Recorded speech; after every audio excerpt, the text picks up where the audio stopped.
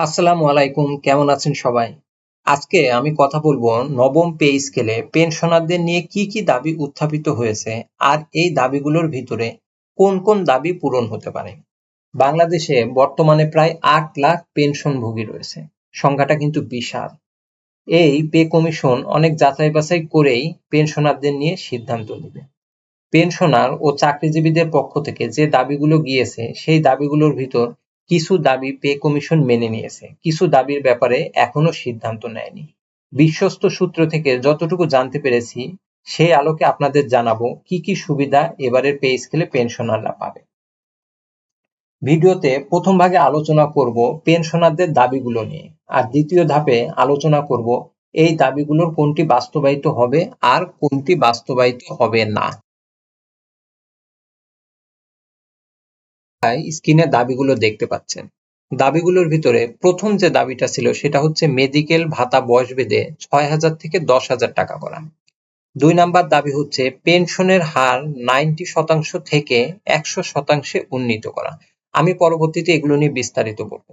৩ number দাবি ছিল আনুতোষিকের হার ২৩০ টাকা থেকে ৫০০ টাকা নির্ধারণ। আনুতোষিকের হার গত ১৫ বছর থেকে একই রকম আছে, অর্থাৎ ১৫ বছর আগেও আনুতোষিকের হার যা ছিল এখনো তাই আছে। এই ১৫ বছরে আনুতোষিক বাড়েনি, কিন্তু ১৫ বছরে মুদ্রাস্ফীতি বেড়েছে কয়েক গুণ। এর পরের যে দাবিটা আছে সেই দাবিটি হচ্ছে শতভাগ পেনশন পুনর্স্থাপন ১৫ বছর থেকে ১০ বছর করা।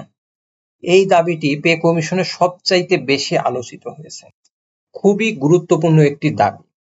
যেহেতু এটি খুবই সেনসিটিভ একটি দাবি, তাই এই দাবিটি নিয়ে আমি বিস্তারিত বলবো ভিডিওর দ্বিতীয় ভাগে। এরপরে যে দাবিটি ছিল সেটা হচ্ছে স্বাস্থ্য বীমা চালুকরণ। আপনারা জানেন মাননীয় প্রধান উপদেষ্টা যখন পে কমিশন প্রধানের সাথে বৈঠক করে কিছুদিন আগে, তখন তিনি পে কমিশন প্রধানকে স্বাস্থ্য বীমা চালুর কথা বলেছিলেন। এরপরে যে দাবিটি রয়েছে সেটা হচ্ছে পে স্কেলে পেনশন বৃদ্ধির হার ৪০ থেকে ৫০% যেটি রয়েছে সেটি সবার জন্য ১০০% করা। আপনাদের জানাবো এই দাবিগুলোর ভিতর কোন দাবিগুলো পে কমিশন পজিটিভলি নিয়েছে এবং এগুলো পূরণের ব্যাপারে সিদ্ধান্ত নিয়েছে। চলুন প্রথম দাবিটা নিয়ে আলোচনা করি। মেডিকেল ভাতা ৬,০০০ থেকে ১০,০০০ করা ব্যাপারে পে কমিশন পজিটিভ আছে।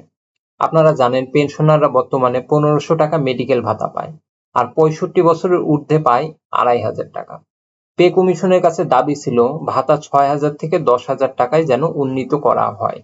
৬০ বছরের পরেই একজন ব্যক্তি নানান রকম অসুখে ভুগতে থাকে, মেডিসিন নিত্যসঙ্গী হয়, তাই এই দাবিটি পে কমিশন যৌক্তিক মনে করে। তবে ভাতা হয়তো ৬,০০০ থেকে ১০,০০০ টাকা হবে না, তবে বৃদ্ধি পেয়ে ৪ থেকে ৬,০০০ টাকার ভিতরে করার ব্যাপারে পে কমিশন যথেষ্ট পজিটিভ রয়েছে। এছাড়া চাকরিজীবীদেরও মেডিকেল ভাতা বাড়ছে, কারণ পে কমিশন মনে করে সব বয়সী চাকরিজীবীদের মেডিকেল ভাতা এক হওয়া উচিত নয়। কারণ একজন ৩০ থেকে ৪০ বছর বয়সী চাকরিজীবীর যে মেডিকেল খরচ ৫০ থেকে ৬০ বছর বয়সী একজনের মেডিকেল খরচ কখনোই এক হবে না। তাই হয়তো বয়স ভিত্তিক মেডিকেল ভাতা পাবে সরকারি চাকরিজীবীরা। তাই ৩০ থেকে ৪০ বছর পর্যন্ত একরকম মেডিকেল ভাতা, ৪০ থেকে ৫০ বছর পর্যন্ত একরকম, আর ৫০ থেকে ৬০ বছর পর্যন্ত একরকমের ভাতা পাবে সরকারি চাকরিজীবীরা। এরকম একটা সিদ্ধান্ত নেওয়ার সমূহ সম্ভাবনা রয়েছে এবং পে কমিশন এই ব্যাপারে চিন্তা ভাবনা করছে। তেমনি পেনশনারদের জন্য যারা ৫৯ থেকে ৬৫ বছর তাদের জন্য ৬,০০০, ৬৫ থেকে ৭৫ বছর পর্যন্ত ৮,০০০, আর ৭৫ বছর প্লাস বয়সীদের জন্য ১০,০০০-এর একটি প্রস্তাব পে কমিশনে গিয়েছিল। তবে পে কমিশন হয়তো এতটা বৃদ্ধি করবে না।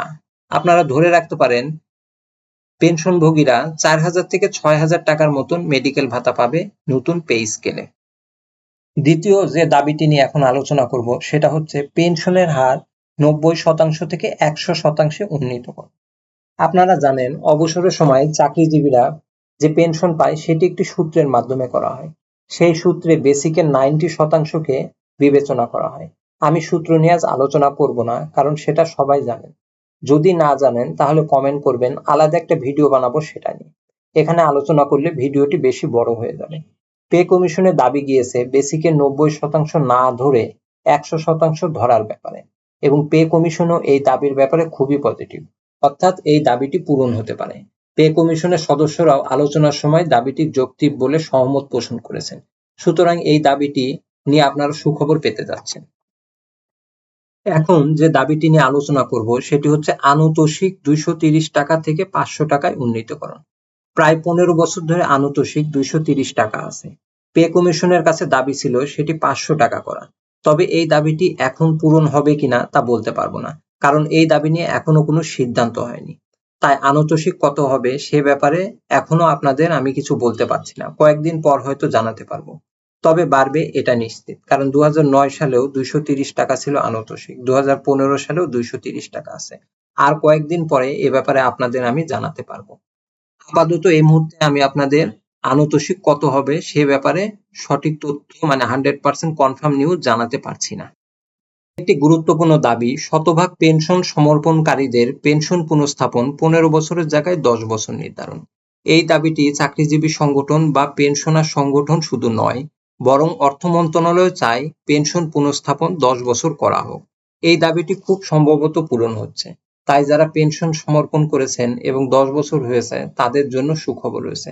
আপনারা একটি বড় সুখবর পাবেন নবম পে স্কেলে। আরেকটি দাবি ছিল স্বাস্থ্য বীমা চালু করা। প্রধান উপদেষ্টা নিজে বলেছেন স্বাস্থ্য বীমা চালু করতে। বিশ্বের উন্নত দেশগুলোতে এই ধরনের স্বাস্থ্য বীমা চালু আছে। এই বীমাটা আসলে কি?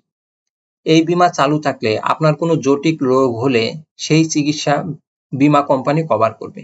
আমরা প্রায়ই দেখি একজন চাকরিজীবী সারা জীবন চাকরি করে এককালীন যে পেনশন পায় সেটি কোনো বড় অসুখ হলেই খরচ হয়ে যায়, ফলে নিঃস্ব হয়ে যায় চাকরিজীবীরা। তাই স্বাস্থ্য বীমা চালু হলে চিকিৎসা খরচ বীমা কোম্পানি দিবে। এটি চালু হচ্ছে মোটামুটি নিশ্চিত থাকে।